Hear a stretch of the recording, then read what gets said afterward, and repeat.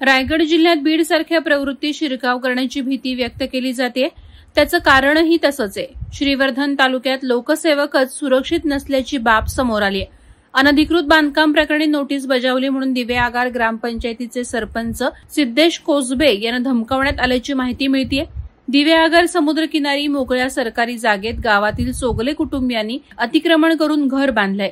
याबाबत ग्रामपंचायतीकडे तक्रार आली, त्यावरून सरपंच कोसबे यांनी त्यांना नोटीस बजावली।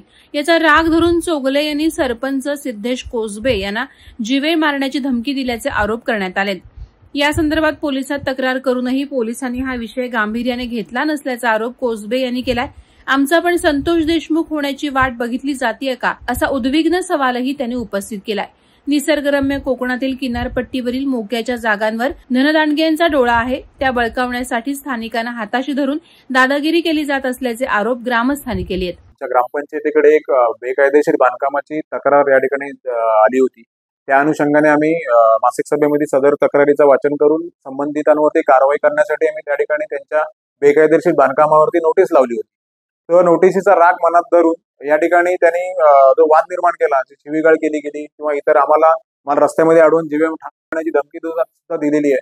तर त्या अनुषंगाने पोलीस प्रशासनाकडे आम्ही त्या संदर्भातली तक्रार देखील दाखल केलेली आहे, परंतु आतापर्यंत योग्य ती कार्यवाही जी काय आहे ती अजूनपर्यंत झालेली नाहीये। आम्हाला अपेक्षा आहे की त्या संबंधितांवरती योग्य ती कारवाई होईल, कारण याचा अर्थ असा आहे की आपण महाराष्ट्रामध्ये सध्याच्या परिस्थितीमध्ये बघतोय की बीड सारख्या या ठिकाणी जे सरपंच संतोष देशमुखांचा जो हत्या झाला त्याची पुनरावृत्ती या ठिकाणी कोकणामध्ये होऊ नये याचीच आम्हाला भीती आहे।